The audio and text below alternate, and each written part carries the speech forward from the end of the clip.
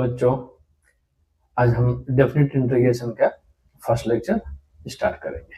ठीक है, आप सभी का फिर से स्वागत है अपने चैनल पे। ठीक है, चलिए आज हम डेफिनेट इंटीग्रेशन को शुरू करते हैं। बच्चों, इनडेफिनेट आप सबने पढ़ लिया होगा, मेरी उम्मीद है कि आप सबने देख लिया होगा, नोट्स कंप्लीट हो गया होगा।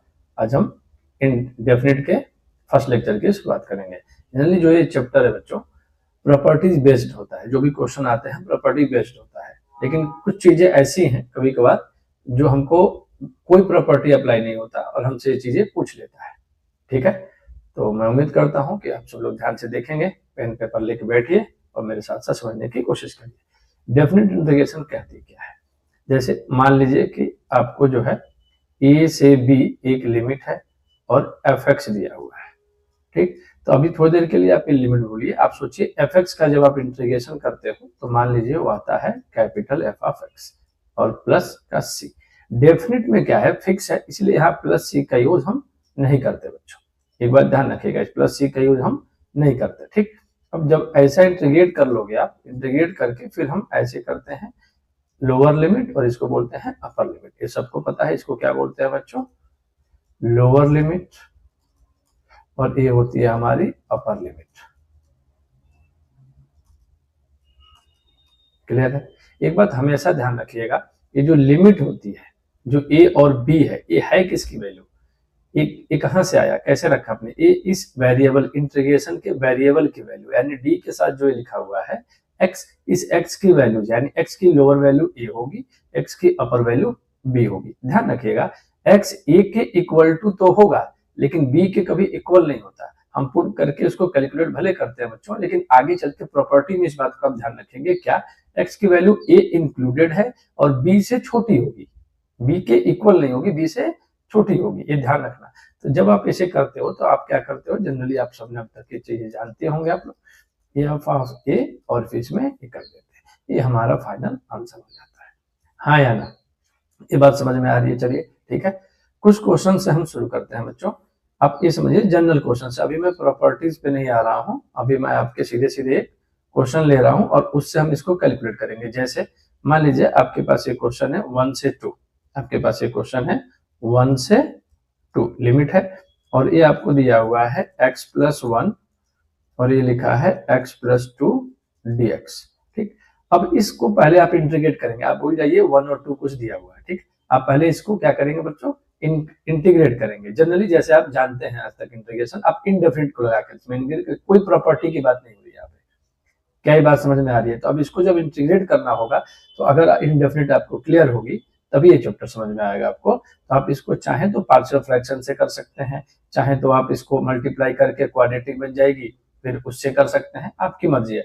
तो मैं आपको सीधे सीधे बता रहा हूँ, इस इंटीग्रेशन को आप लिख सकते हैं 1 upon x plus 1 minus 1 upon x plus 2। आप जब इसको चाहें तो ऐसे ब्रेक कर सकते हैं, आप पार्शियल फ्रैक्शन का यूज करके ये काम कर सकते हैं। ठीक है, और लिमिट 1 से 2 है, तो जब आप इसको ऐसे करोगे तो ये आएगा 1 से 2 1 upon x plus 1 dx minus 1 से 2 1 अपॉन एक्स प्लस 2 dx। हाँ या ना। अब इसका इंटीग्रेशन सभी को पता है क्या होता है, log x प्लस 1 और ये आपकी लिमिट हो गई 1 से 2। क्लियर है, और इसकी भी हो जाएगी log x प्लस 2 और 1 से 2। हाँ या ना। अब आप x की जगह अपर लिमिट, फिर एक बार x की जगह लोअर लिमिट आप रख देंगे। सिंपल सी कहानी है बच्चों, ध्यान से देखिएगा। जब मैं अपर लिमिट रखूंगा तो ये आएगा log 3, 2 प्लस 1 3 माइनस log 2। क्या ये क्लियर है, माइनस जब आप इसमें रखेंगे तो ये हो जाएगा log 4 माइनस log 3। क्या ये दोनों बातें क्लियर है। अब इस माइनस का अंदर मल्टीप्लाई कर देंगे और आप इस सवाल को सॉल्व कर देंगे। ठीक है, क्या यह बात समझ में आ रही है। तो आप यहाँ पे देखिए, इसको क्या कर रहे हैं हम, ये तो हमारा देखिए i इक्वल टू, जनरली बच्चों हम लोग आदत बना लीजिए आप कि आपको i इक्वल टू लेट करके चलना है, प्रॉपर्टी में काम आएगा ये चीज। तो i इक्वल टू जब आप करेंगे, देखिए log 3 और ये माइनस का मल्टीप्लाई करेंगे तो ये 2 log 3 हो जाएगा। हाँ या ना, 2 log 3 हो जाएगा यहाँ से।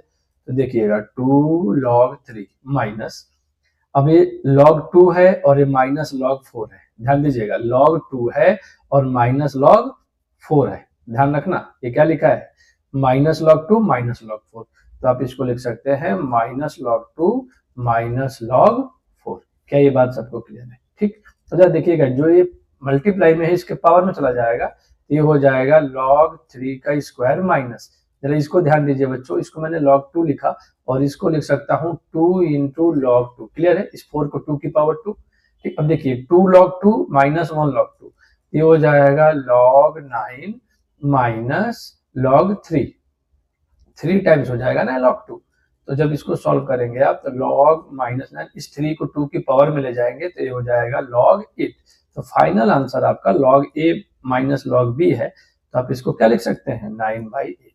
तो हमारा फाइनल आंसर ये आ जाएगा। क्या ये बात सबको क्लियर है बच्चों? सिंपल सा क्या करना है, देखिए जितने इनडेफिनिट का आपने क्वेश्चंस किए हैं वो सारा मान के चलिए कि डेफिनेट का क्वेश्चन हो गया।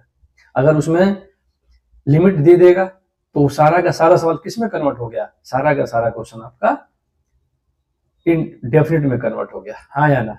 चलिए एक क्वेश्चन और लेते हैं बच्चों, हम लोग उसको सॉल्व करते हैं। ठीक, ध्यान दीजिएगा, एक क्वेश्चन आप और ले लीजिए और ध्यान दीजिएगा लिमिट आपको दिया हुआ है बच्चों, इसमें आपने जो है इसमें लिमिट आपको दिया हुआ है बच्चों π/4 से π/4 से π/2 तक, और ये है cos 2x। आप ये समझ लीजिए कि ये इनडेफिनिट का ही क्वेश्चन है, बस मैंने यहाँ पे लिमिट लगा दिया और इसको हम i इक्वल टू मान लेंगे, हाँ या ना। अब आप ध्यान से देखेंगे तो इसको जनरली ऐसे इंटीग्रेट नहीं करेंगे, ये आपका फर्स्ट हो जाएगा, ये आपका सेकंड हो जाएगा। आप सब लोग क्या करेंगे, इसमें बाई पार्ट लगाएंगे। अच्छा, बाई पार्ट जब भी लगता है तो एक डाउट हमेशा बच्चों के मन में आता है कि इसको कैसे किया जा सकता है। ठीक है, तो सबसे पहले तो ये समझिए ये फर्स्ट फंक्शन या सेकंड फंक्शन। देखिएगा बाई पार्ट जब भी लगाओ बच्चों, आप एक काम करो, सबसे पहले आप क्या करिए कि सारी चीजों को इंटीग्रेट कर लीजिए बाई पार्ट से, और लास्ट में जो आंसर आता है उसमें आप π/4 से π/2 लिमिट पुट करिए। आप हमेशा इस बात का ध्यान रखेंगे। क्या ये बात समझ में आ रही है? इस पूरे को आपने फर्स्ट मानना है बच्चों और इसको सेकंड मानना है, तो first function as it is, हाँ या ना। फिर सेकंड फंक्शन का इंटीग्रेशन, क्या ये बात क्लियर है? फिर उसके बाद माइनस इंटीग्रेशन, फिर d/dx ऑफ फर्स्ट फंक्शन, फिर सेकंड फंक्शन का इंटीग्रेशन, फिर उस पूरे का होल इंटीग्रेशन। क्या बाई पार्ट यही था, हाँ या ना? तो i इक्वल टू देखिएगा first function as it is यानी log sin x as it is, integration of cos 2x minus whole integration d/dx of first function log sin x, और फिर integration of cos 2x dx, और इस पूरे का बच्चों फिर से देख सकते हैं बाई पार्ट है, क्लियर है। इंडेफिनिट क्लियर होगी तो बाई पार्ट क्लियर होगी। अब आपके पास दो रास्ते हैं, आप क्या करो इस लिमिट को या तो यहां से एक बार लगा लो π/4 से π/2 लगा लो, और एक बार यहां लगा लो, इसमें मत लगाना। ये जो इंटरनल इंटीग्रेशन है इसमें नहीं लगाते बच्चों, π/4 और π/2 लगा दो, या फिर क्या कर सकते हो सबको इंटीग्रेट करो और लास्ट में जो आंसर लिखते हो उस आंसर में π/4 से π/2 का लिमिट यूज करो। क्या ये बात समझ में आ रही है सबको, हाँ या ना? क्या इतनी बात सबको क्लियर है बच्चों? हाँ, चलिए जब इसको आप सॉल्व करेंगे तो इस आई की वैल्यू पुट करके देखिए बच्चों, इसमें इंपॉर्टेंट क्वेश्चन है, आपकी इनडेफिनिट का क्वेश्चन है, वहां पे भी ये करवाया गया होगा सवाल। आप ध्यान से देखेंगे तो इसका फाइनल आंसर जो आएगा 1/4 log 2 माइनस π/8 प्लस 1/4, ये आपका आंसर आ जाएगा। करके जरूर चेक कीजिए, क्योंकि आप ये सारी चीजें पढ़े हुए हैं इसलिए मैं इसको करके नहीं देख रहा हूँ। ठीक है, आप इसे जरूर ट्राई करें, ठीक है, इसको करेंगे आप लोग। ठीक है, एक नेक्स्ट क्वेश्चन लेते हैं, फिर ध्यान से देखिएगा। आप नेक्स्ट क्वेश्चन देखिए बच्चों, अभी प्रॉपर्टी का यूज करके हम नहीं कर रहे, हम कुछ सवाल आपको ऐसे बता रहे हैं जो आप लोग ऐसे करके देख सकें। देखिएगा 0 से 1/√2, ठीक है, और ये लिखा है बच्चों sign inverse x upon 1 minus x square की पावर 3/2 dx। एक क्वेश्चन दिया हुआ है, क्लियर है सबको? अभी ध्यान से देखिएगा, ये आपके CBSE का है, 2007 का क्वेश्चन है। ठीक है, अब ध्यान से समझिए, इसमें आपको इसमें इस सवाल को जब आप इंटीग्रेट करने जाएंगे तो इस इनवर्स है तो आप जनरली इसको कुछ ऐसे कर नहीं सकते, तो इस सवाल को मैं सॉल्व कर रहा हूं, बस आप उसको देखिए कि कैसे किया जा रहा है। ठीक है, गौर से देखिएगा बच्चों, मैंने क्या किया, लेट किया साइन इनवर्स, क्यों? क्योंकि साइन इनवर्स x का डिफरेंशिएशन मुझे दिख रहा है इधर, under root 1 minus x square होता है, इस 3/2 को 2 बार मैं लिख सकता हूँ तो मेरा काम हो सकता है, हाँ या ना। तो मैं उस चीज को चाह रहा हूँ कि आप एक बार देखें। जैसे देखिए साइन इनवर्स एक्स को अगर मैं थीटा मानता हूँ, बेहद इंपॉर्टेंट है ये बात, ठीक है, ध्यान रखिएगा, लिमिट चेंज होगी। तो साइन इनवर्स एक्स को जब आप ऐसा करोगे तो यहाँ से आपको मिल जाएगा साइन थीटा, मतलब x equal to sine inverse x को आपने माना, तो यहाँ से बच्चों आप क्या लिख सकते हो, यहाँ से आप लिख सकते हो, ध्यान से देखो, x equal to sine theta, हाँ या ना। चूंकि मुझे dx भी हटाना है तो मैं इसको डिफरेंशिएट कर देता हूँ, dx equal to cos theta d theta. तो यहाँ तक तो कोई dx तो हमारा चलिए रिप्लेस हो जाएगा। अब आपको मैंने शुरू में ही क्या बताया बच्चों, ध्यान रखिएगा, जो ये लिमिट दी होती है वो इंटीग्रेशन के वेरिएबल की वैल्यू होती है। तो अभी जो ये दिया हुआ है लिमिट वो x की वैल्यूज है, अभी जो ये लिमिट दी हुई है वो x की वैल्यूज है, ध्यान रखिएगा। लेकिन जब आपने साइन इनवर्स x को थीटा पुट कर दिया, और बातें ध्यान से समझिएगा, ठीक है, जब आपने ऐसा कर दिया बच्चों तो फिर अब क्या होगा, इस बात को आपको ध्यान देना होगा, ठीक है। तो जब आप ऐसा करोगे तो ये आपकी जो इंटीग्रेशन थी वो ऐसे थी, 0 से 1/√2 sign inverse x upon 1 minus x square की पावर 3/2 dx। अब जब आप इसमें सारी बातें हटाओगे, रिप्लेस करोगे, तो देखो क्या बनेगा। जब आप ये करोगे तो देखो sign inverse x dx, sign inverse x की जगह आप थीटा लिखोगे, क्लियर, dx की जगह आप कॉस थीटा डी थीटा लिखोगे, यहां तक की बात क्लियर है। अपॉन में जब आप आओगे तो ये 1 माइनस एक्स स्क्वायर लिखा है, एक्स की जगह क्या है, एक्स की जगह क्या है, साइन थीटा, तो ये आपका मिलेगा 1 माइनस साइन स्क्वायर थीटा की पावर 3/2, हाँ या ना। क्या यहां तक कोई समस्या, बिल्कुल भी नहीं, हाँ या ना। अब देखिए इंटीग्रेशन शुरू हुआ था एक्स वेरिएबल पे और हम कन्वर्ट हो गए हैं किसमें, थीटा में। तो जब आप थीटा पे लेंगे इसका मतलब यहाँ जो वैल्यू आएगी वो थीटा की आनी चाहिए, एक्स की तो आप 0 से 1/√2 रख नहीं सकते। मैंने इस क्वेश्चन को स्पेशली इसीलिए लिया है ताकि आप ये लिमिट चेंज करना सीख सकें। तो कुछ नहीं करते बच्चे, जिसको आप एक्स मानते हो तो एक्स की वैल्यू 0 है, एक्स की वैल्यू 1/√2 है, दोनों इसमें पुट कर दीजिए, थीटा साइन थीटा यानी थीटा की वैल्यू मिल जाएगी। अगर आप यहाँ पे 0 पुट करोगे तो थीटा की वैल्यू 0 आएगी, हाँ या ना। अगर आप इसमें 0 पुट करोगे, ये समझ में आ रहा है। अब यहाँ पे आप अपर लिमिट पुट करिए 1/√2, तो 1/√2 साइन π/4 की वैल्यू होती है, तो जो हमारे लिमिट हुआ वो 0 से π/4 हो गया। इसको थोड़ा सा फर्दर और सॉल्व करेंगे जब आप इसको, तो ये 0 से π/4 theta into cos theta upon ये हो जाएगा कॉस स्क्वायर थीटा की पावर 3/2। क्या ये बात क्लियर है? तो देखिए a2 से और a2 कैंसिल हो गया, बचा क्या, कॉस क्यू थीटा, हाँ या ना। तो हमारा फाइनली जो सवाल आया 0 से π/4 हो गया और ये हो जाएगा theta cos theta upon cos cube theta d theta. देखिए कॉस थीटा से कॉस थीटा मर गया, बचा क्या, 0 से π/4 theta into cos square theta, ऊपर जाके हो जाएगा बच्चों sec square theta d theta. जब आप ये काम कर लिए तो आप ये देखिए फर्स्ट और ये हो गया सेकेंड। क्या ये बात क्लियर है? फिर आप क्या लगाएंगे, बाई पार्ट, बाई पार्ट लगाइए। अब बाई पार्ट लगा के फिर अपर लिमिट लोअर लिमिट, पिछले सवाल में आपको बताया कैसे पुट करना है। तो इस सवाल का जो जवाब आएगा, जो इसका आंसर है π/4 1/2 log 2, हाँ या ना। ठीक है, क्वेश्चन बिल्कुल क्लियर है, मुझे उम्मीद है कि आप सारी बातें बिल्कुल समझ पा रहे होंगे। ठीक है, बहुत ध्यान से देखिएगा बच्चों इसको। चलिए हम नेक्स्ट पे चलते हैं, ध्यान से चलिए। कुछ क्वेश्चन आपको मैं दे रहा हूँ इसी तरीके के, आप उसको घर पे ट्राई करिएगा।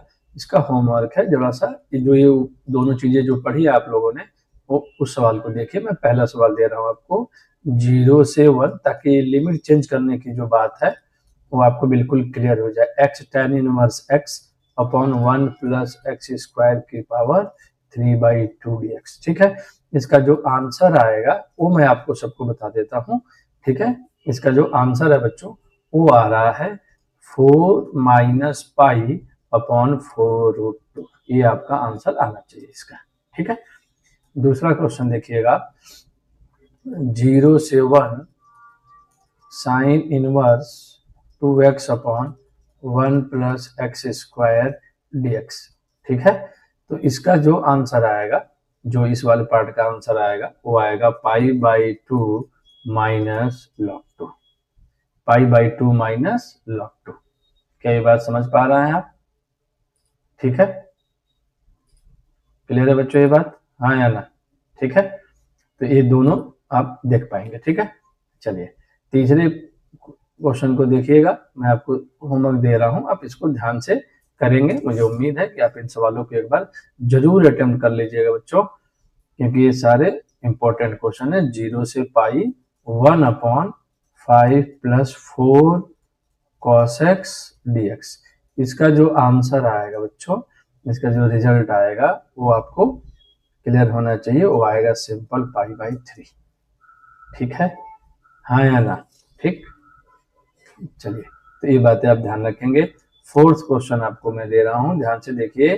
0 से π/4 sin x + cos x upon 9 + 16 sin 2x dx। ठीक है, और इस सवाल का जो जवाब आएगा उसको ध्यान से देख लीजिए एक बार। इस सवाल का जो जवाब आ रहा है बच्चों, वो आ रहा है, इसका आंसर आ रहा है 1/40 log 9। ठीक है, इन 4 सवालों को आप लोग ट्राई करेंगे। ठीक है, चलिए आगे बढ़ते हैं बच्चों, गौर कीजिएगा। ठीक है, अब हम लोग थोड़ा सा प्रॉपर्टीज पे, प्रॉपर्टीज ऑफ डेफिनेट इंटीग्रेशन, तो हम लोग प्रॉपर्टीज पे चलेंगे बच्चों, properties of DI, definite integration. ठीक है, चलिए पहली प्रॉपर्टी क्या कहती है उसको ध्यान से समझिएगा। ये कहती है कि अगर a से b कोई लिमिट हो और fx dx हो, a से b कोई लिमिट हो और fx dx हो, तो आप a से b ही रहने सकते हैं और ft वेरिएबल सिंपली t की जगह, x की जगह आप t रख सकते हैं और इस सवाल को कर सकते हैं। दूसरी प्रॉपर्टी ये कहती है बच्चों कि अगर a से b fx dx है, तो आप चाहें अगर तो b से a, मतलब लिमिट को इंटरचेंज करेंगे तो एक नेगेटिव साइन बाहर आ जाएगा। सिर्फ इतना ये कहना चाह रहा है। ठीक है, तीसरी प्रॉपर्टी एक इंपॉर्टेंट प्रॉपर्टी है, ध्यान से देखिएगा। ठीक, ये प्रॉपर्टी हमारे लिए महत्वपूर्ण है, इस पे सवाल हमको मिलता है बच्चों। क्लियर है? ये प्रॉपर्टी क्या कहती है कि अगर fx dx हो, अगर fx dx हो तो आप इसको लिख सकते हो a से c fx dx plus c से b fx dx। ठीक है, ये कहती क्या है प्रॉपर्टी और ये लगानी कब है? जब आपको fx कुछ इस तरीके से, इसको बोलते हैं लिमिट को ब्रेक करना, लिमिट को ब्रेक करना। एक बात हमेशा ध्यान रखिएगा इस प्रॉपर्टी में बच्चों, ये थर्ड प्रॉपर्टी में, कि a से b, ए से ए शुरू, देखिए पहली जो आप ब्रेक करेंगे उसकी लोअर लिमिट हमेशा वही होगी जो इसकी लोअर लिमिट है, और बी आखिरी जो आप ब्रेक करके लिखेंगे उसकी अपर लिमिट वही होगी जो इंटीग्रेशन की अपर लिमिट होगी। ठीक, बीच में जब भी आप ब्रेक करेंगे, देखिए ए से सी, अब आपने सी कैसे चुना, ये जब आप क्वेश्चन आगे करेंगे इस पे तभी आपको समझ में आ जाएगा कि मैं ये क्यों चुन रहा हूँ। ठीक है, मैंने इसको सी कैसे डिसाइड कर लिया। ठीक है, तो अगर आप ये देखोगे तो अगली इंटीग्रेशन इसके अपर लिमिट से ही स्टार्ट होगी, देखिए सी से ही स्टार्ट हो रही है, हाँ या ना? फिर ये बात ऐसे चली जाएगी। क्लियर है ये बात? यहीं तक मेरा ब्रेक, यानी अगर आपने दिए हुए इंटीग्रेशन की अपर लिमिट यूज कर ली तो आपका वहीं पे ब्रेक रुक गया। ठीक, आपकी जो इसकी ब्रेकिंग कर रहे थे आप इसको रोक देना पड़ेगा आपको, आप इसको फिर स्प्लिट नहीं करेंगे। ठीक है, ध्यान रखिएगा। जनरली मॉडुलस के जब क्वेश्चंस होते हैं तो इस प्रॉपर्टी का इस्तेमाल किया जाता है बच्चों। ठीक है, चलिए फोर्थ प्रॉपर्टी देखिए, अगर a से b fx dx हो तो इसको हम a से b ही लिखते हैं बच्चों, f of a plus b minus x dx लिखते हैं। मतलब x की जगह आप upper limit plus lower limit minus x कर दीजिए, जहां जहां x है वहां upper limit plus lower limit minus x करके पुट कर दीजिए उस क्वेश्चन में, फिर सॉल्व कीजिए। ठीक है, फिफ्थ प्रॉपर्टी जो है वो इसी की तरह है, 0 से सिर्फ a हो जाती है। जनरली फोर्थ और फिफ्थ एक ही जैसी है बच्चों, 0 प्लस a करोगे तो यही बचेगा ना, हाँ या ना? तो जनरली वही लिखा हुआ है, ध्यान से देखिए, बस b 0 है तो यहाँ पे a प्लस, दोनों को ऐड करके ही लिखा गया है। ये पांचवी प्रॉपर्टी। ठीक है, आगे की प्रॉपर्टी जब हम आगे पढ़े, पहले यहाँ तक देखेंगे चीजों को, फिर इसके बाद जब आएगा तो आगे प्रॉपर्टी आपको समझा दी जाएगी। हाँ या ना, क्या ये बात सबको क्लियर है? प्रॉपर्टी गौर से समझ लीजिएगा, ठीक। अभी हम लोग थर्ड प्रॉपर्टी पे बेस्ड क्वेश्चंस को देखेंगे और थर्ड प्रॉपर्टी का यूज करके हम अपने सवालों को करेंगे। थर्ड प्रॉपर्टी का यूज कैसे करना है, क्या करना है, इन बातों को ध्यान से सभी लोग समझने की कोशिश करेंगे, ठीक है बच्चों। चलिए शुरू करते हैं। थर्ड प्रॉपर्टी हम एक बार फिर से समझते हैं और फिर शुरू करते हैं। प्रॉपर्टी थर्ड हमारी क्या थी? ए से b f x d x, अगर हम ये देखें तो इसको ब्रेक कर सकते हैं हम ए से c f x d x plus c से b f x d x. ये ऐसे ब्रेक कर सकते हैं, जितनी बार चाहे आप कर सकते हैं, पर ध्यान का रखना है लोअर है तो लोअर से ही शुरू करना है और अपर पे खत्म करना है इसको, बस इतना ध्यान रखिएगा। और बीच में जो भी आप ये नंबर ले रहे हैं, अगली इंटीग्रेशन इसी के अपर से शुरू होगी, उसी के अपर से शुरू होगी। क्लियर है ये बात? ठीक बात यहां तक? चलिए अब आप सबसे पहले मॉडुलस समझिए। मॉडुलस क्या होता है? आपने कई बार आज तक पढ़ी है बातें, आपने ये पढ़ा होगा कि मॉड के अंदर जो चीजें लिखी हुई हैं वो हमेशा पॉजिटिव होती है। बच्चों ये स्टेटमेंट ही गलत है। इस स्टेटमेंट में ये होना चाहिए कि मॉड के अंदर जो भी लिखी है, अगर वो कांस्टेंट है, जैसे अगर 2 है तो आप 2 लिखते हो और -2 है तब भी आप 2 लिखते हो। ये बातें जो हैं वो केवल कांस्टेंट के लिए है। किसके लिए है? फॉर कांस्टेंट के लिए है। लेकिन अगर मॉड के अंदर कुछ ऐसा लिखा हो, जैसे मान लीजिए एफ एक्स लिखा हो, यानी वेरिएबल क्वांटिटी हो, तो उसके लिए आप क्या करेंगे? मॉड को एक बार पॉजिटिव से ओपन करते हैं और एक बार नेगेटिव से। हमें यही तय करना है कि पॉजिटिव से कब और नेगेटिव से कब। तो ध्यान से समझिएगा बच्चों, मॉड के अंदर जो भी लिखा है, अगर आप ये डिसाइड कर लो कि ये हमेशा पॉजिटिव रहने वाला है, एक्स की किस वैल्यू के लिए पॉजिटिव रहने वाला है, तो आप इसको पॉजिटिव से ओपन करना। और अगर ये पता लगा लो कि एक्स की किन वैल्यू के लिए नेगेटिव होने वाला है, तो नेगेटिव से ओपन करो। फॉर एग्जाम्पल जरा आप ओपनिंग समझिएगा, जैसे मान लीजिए मैंने लिखा x-1, ठीक। अब ये बताइए ये पॉजिटिव या नेगेटिव कब होगा?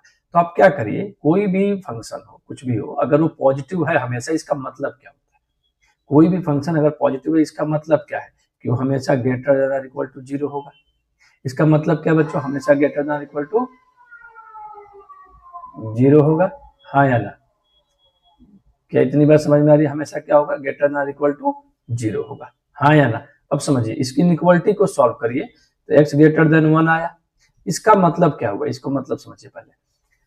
जब जब x की वैल्यू 1 या 1 से बड़ी होगी, मॉड देखिए कैसे ओपन करते हैं, x की वैल्यू जब जब 1 या 1 से बड़ी होगी, ये मॉड पॉजिटिव वैल्यू देगा।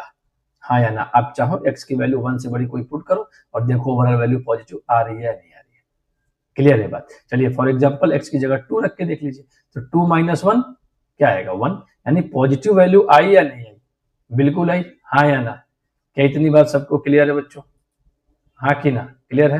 ठीक है बच्चों, यहाँ तक ये बात समझ पा रहे हैं आप?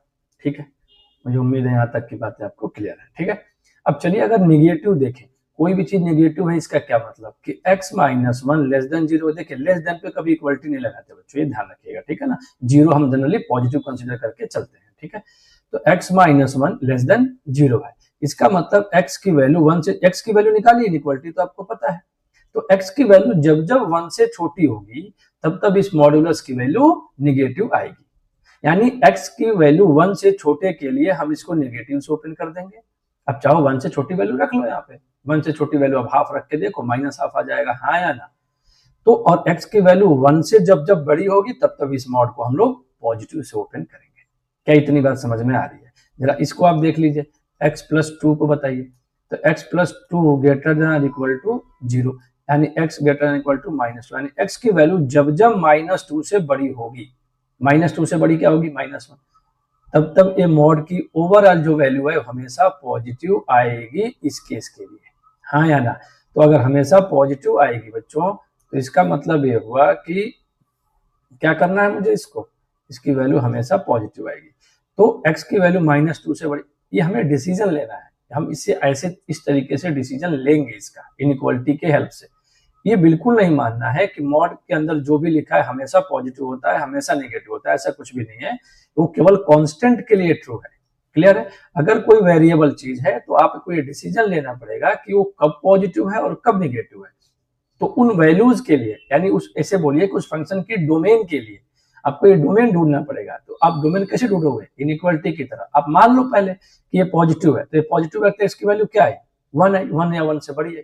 इसका मतलब 1 की वैल्यू जब जब x की वैल्यू जब जब 1 या 1 से बड़ी होगी, ये ओवरऑल वैल्यू हमेशा हमें पॉजिटिव देगा। तो इसलिए मैं इसको पॉजिटिव से ओपन करूंगा। ठीक बात है यहाँ तक? हाँ या ना? क्लियर है? चलिए अब हम चलते हैं सवालों पे और देखते हैं कि क्वेश्चंस में किस तरीके से इन बातों को कहता है बच्चों। हाँ या ना? क्लियर है सबको? चलिए, तो प्रॉपर्टी पे बेस्ड जो है पीछे हम 2 सवाल कर चुके हैं, ये तीसरा क्वेश्चन है हमारा। ठीक है, चलिए ये क्वेश्चन मैं ले रहा हूं, आप इसको बहुत ध्यान से देखिएगा। -5 से 5 मॉड x - 2 dx। अब यहाँ पे आप इस बात को बिल्कुल गौर से समझेंगे। इसको बोलते हैं मॉड को रीडिफाइन करना। मॉड को रीडिफाइन करना, अच्छा समझिए, हमेशा इसको आई मान लेंगे आप। क्लियर है बच्चों? तो मॉड को जब रीडिफाइन करना होगा तो कैसे करोगे? यानी अब आप सोचिए, आपके पास ये बात आ गई है कि x - 2 मॉड है, ये पॉजिटिव होगा। ठीक है, तो आप क्या करेंगे? x - 2 को ग्रेटर देन और इक्वल टू 0 रखेंगे, यानी x की value greater than equal to 2 के लिए ये हमेशा कैसा रहने वाला है? पॉजिटिव रहने वाला है। हाँ या ना? और x की वैल्यू लेस देन 2 के लिए ये हमेशा कैसा रहने वाला है? नेगेटिव रहने वाला है। अब चलिए लिमिट देखते हैं। मैंने आपसे क्या समझाया था कि जब भी आप ब्रेक करोगे हमेशा लोअर से शुरू करोगे। तो -5 से शुरू किया। अच्छा, -5 से 2 से छोटी वैल्यू हमें 2 तक तो ये नेगेटिव ही मिलेगा। 2 से तो हमें नेगेटिव ही मिलेगा। समझ रहे हो कि नहीं? -5 से 2 ये पॉजिटिव कब हो रहा है? जब वैल्यू 2 या 2 से बड़ी हो रही है। अब मैंने आपको क्या समझाया कि अपर लिमिट इंक्लूडेड नहीं होती। आप हमेशा दिमाग में अपने रखिए बच्चों 12th क्लास के लिए कि अपर लिमिट मुझे नहीं मानना। मतलब x की वैल्यू -5 तो होगी, लेकिन कहां से चेंज हो रहा है फंक्शन की? फंक्शन का जो नेचर है, जो इस मॉड के अंदर फंक्शन लिखा है, इसकी वैल्यू पॉजिटिव से नेगेटिव या नेगेटिव से पॉजिटिव कब हो रही है? वो 2 ट्रिगर पॉइंट है, वो 2 है, यानी 2 से छोटी। तो यहाँ पे मैं 2 लिखूंगा। इसका मतलब समझ रहा है? x की वैल्यू -5 से बड़ी होगी और 2 से छोटी होगी। पहले इस लिमिट को पढ़िए। x की वैल्यू -5 से बड़ी होगी और 2 से छोटी होगी। अच्छा, जब 2 से छोटी होगी तब तक ये मॉड किससे? 2 से छोटी तो सभी हो सकती है, इसीलिए इसको नेगेटिव से ओपन करेंगे। हाँ या ना? क्या ये बात समझ आ रही है? प्लस थर्ड प्रॉपर्टी क्या कहती है कि शुरुआत आपको हमेशा लोअर लिमिट से करनी है, तो मैंने लोअर लिमिट से कर दी। अगली इंटीग्रेशन आप लिखेंगे तो इसकी अपर लिमिट यूज करेंगे बिना किसी डाउट के। इसकी अपर लिमिट यूज करेंगे, वो मैंने 2 यूज कर ली। हाँ या ना? अब अपर लिमिट, इसकी अपर लिमिट क्या रखोगे? अब देखो 2 से बड़ी वैल्यू, 2 से बड़ी वैल्यू तो बहुत सारी होंगी, लेकिन हमारी बाउंडेशन क्या है कि मैं इस अपर लिमिट से आगे नहीं जा सकता। इसका मतलब क्या हुआ? आप समझिए, x की वैल्यू 2 या 2 से बड़ी होगी और 5 से छोटी होगी, इसके आगे हम नहीं जा सकते। ठीक, तो इस केस में ये मॉड हमारा पॉजिटिव से ओपन होगा। क्या ये लाइन समझ में आई है? मॉड की ओपनिंग समझ में आई है? ठीक बात है यहाँ तक? हाँ है ना? अब इसमें कुछ है नहीं बच्चों, इसको तो इंटीग्रेट करना है सिंपल सा। जब आप इसे इंटीग्रेट कर देंगे, माइनस की वैल्यू एक बाहर ले लेंगे तो ये मिलेगा आपको 2 माइनस प्लस एक्स। तो ये लिमिट हो जाएगी -5 से 2 प्लस एक्स। हाँ या ना? 2 माइनस का मल्टीप्लाई करोगे तो -x प्लस 2 dx प्लस ये हो जाएगी 2 से 5 x प्लस 2 dx। अब इसमें कुछ बचा ही नहीं है। 2 का इंटीग्रेशन 2x होगा, x स्क्वायर का इंटीग्रेशन x/2 होगा, और ये आपका -5 से 2 हो जाएगी, प्लस ये हो जाएगा x² प्लस 2x। देखिए लिमिट रखते हुए बच्चों, जितना ज्यादा आप लोग ब्रैकेट्स का इस्तेमाल करेंगे उतना बढ़िया रहेगा, आपका आंसर उतना ही सही आने के चांसेस होंगे, वरना फिर बार बार आप लोग इसमें गलतियां कर देंगे। ये देखिएगा 2 और 2 ये हो जाएगा 4 -4/2। एक स्टेप एक्स्ट्रा जरूर लिख लीजिएगा, लेकिन हड़बड़ी मत कीजिएगा बच्चों, ठीक है? वरना गलती हो जाएगी। सब बातें जानते हुए भी आप लोग गलत कर देंगे। हाँ कि ना? ये बात समझ में आ रही है कि नहीं आ रही है? ठीक है, और माइनस ध्यान दीजिएगा। अब मैं माइनस लोअर लिमिट रखूंगा, ये मैं अभी इस ब्रैकेट को सॉल्व कर रहा हूँ। ये हो जाएगा माइनस का 10 माइनस का 25/2। हाँ या ना? क्या ये पहली इंटीग्रेशन हो गई? क्लियर है क्या सबको? फिर अपर लिमिट यहाँ रखेंगे तो ये 25/2 प्लस 10 हो जाएगी। क्या पहले में आएगी? हाँ या ना? माइनस लोअर लिमिट रखेंगे तो क्या मिलेगा?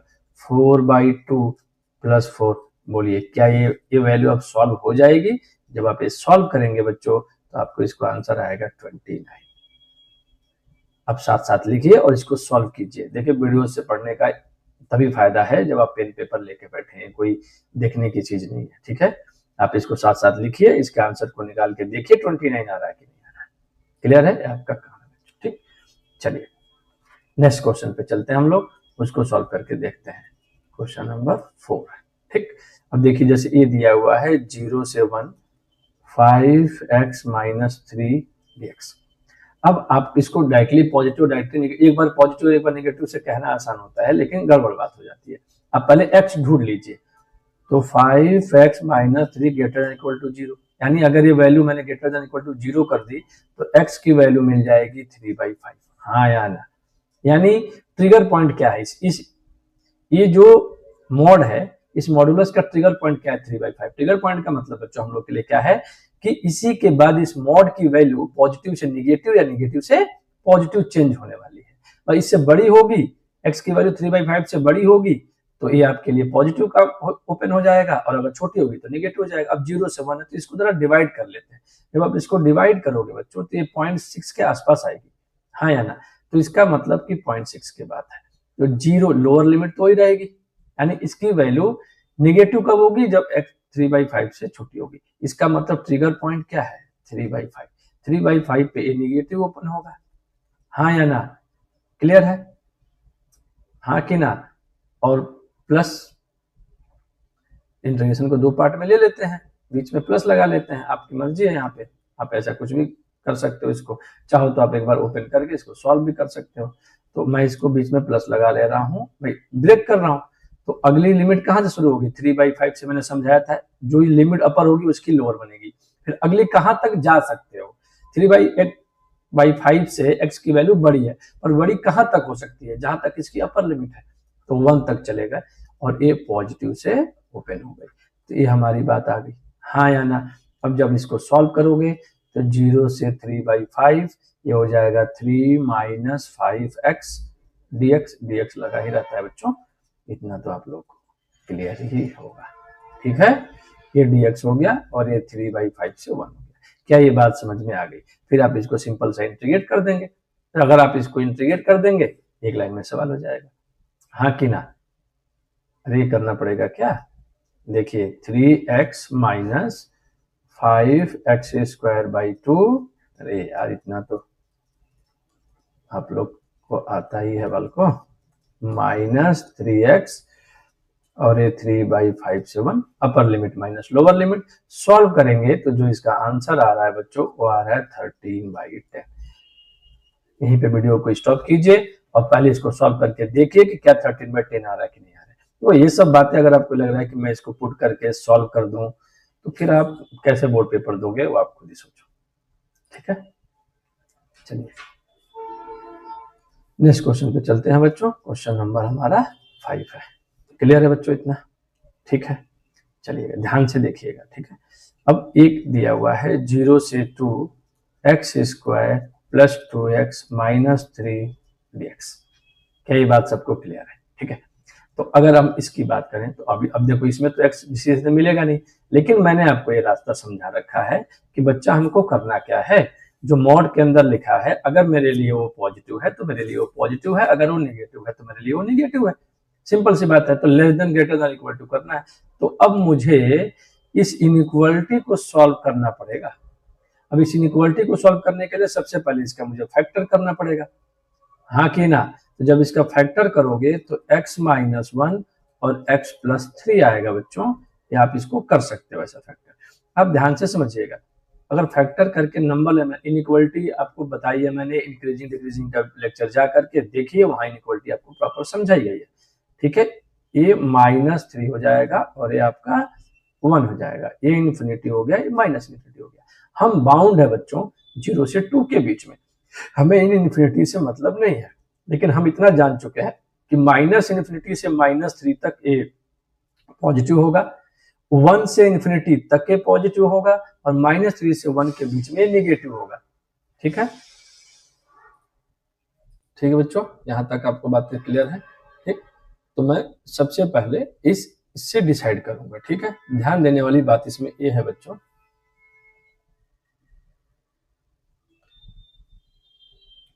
कि ये जो है, आप जरा गौर कीजिएगा यहाँ से, ठीक है।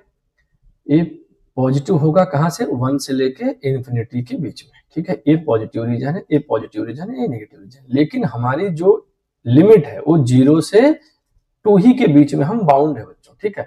तो हम 0 बनाएंगे, तो जरा सोचिए 0 कहाँ पे आएगा, कहीं इसी के बीच में आएगा 0। हम अपना वो बना लेते हैं लिमिट, और अपर लिमिट कहाँ होगा, 2 तक होगा। तो हमको साफ दिख रहा है कि 0 से 1 के बीच में ये नेगेटिव हो गया, और 1 से 2 के बीच में पॉजिटिव हो गया। तो हमारी लिमिट ब्रेक करनी हमारे लिए बहुत आसान हो गई। 0 से 1 में मुझे इसको नेगेटिव ओपन कर देना है, हाँ या ना, और 1 से 2 के बीच में मुझे इसको पॉजिटिव यूज कर देना है। बोलिए, ठीक बात है यहाँ तक? ठीक बात है बच्चों यहाँ तक, हाँ या ना? अब जब इसको इंटीग्रेट करेंगे तो कोई बात बची ही नहीं फिर इसमें ऐसी जो बताने लायक हो, ठीक। तो चलिए इस माइनस का मल्टीप्लाई कर देते हैं। पहले एक स्टेप और लिख लेते हैं, तो minus x square minus 2x plus 3 dx plus 1 से 2 x square plus 2x minus 3 dx, हाँ या ना? ठीक बात है। अब इसको इंटीग्रेट कर देते हैं, तो minus x cube by 3 minus 2x square by 2 plus 3x। ध्यान रखिएगा अपर लिमिट लोअर लिमिट रखते हुए बच्चों ब्रैकेट्स का इस्तेमाल करिए, तो ये आपके लिए आसान हो जाएगा। नहीं तो फिर आप फंस जाएंगे इसमें 1 से 2 तक। अब क्या अपर लिमिट, एक बार ब्रैकेट में अपर लिमिट, एक बार लोअर लिमिट, जब आप इसको रख करके सॉल्व कर देंगे बच्चों, तो इसका जो आंसर आएगा हमारे लिए वो आएगा 4। क्या ये बात क्लियर है? वीडियो को रोकिए और तुरंत चेक कीजिए कि क्या ये आ रहा है या नहीं आ रहा है आपका, हाँ कि ना बच्चों? यहां तक बात आपको क्लियर होगी, ठीक है। चलिए नेक्स्ट क्वेश्चन पे चलते हैं और देखते हैं, इसको सॉल्व करके जरूर चेक कर लीजिए फिर देखिएगा, ठीक है।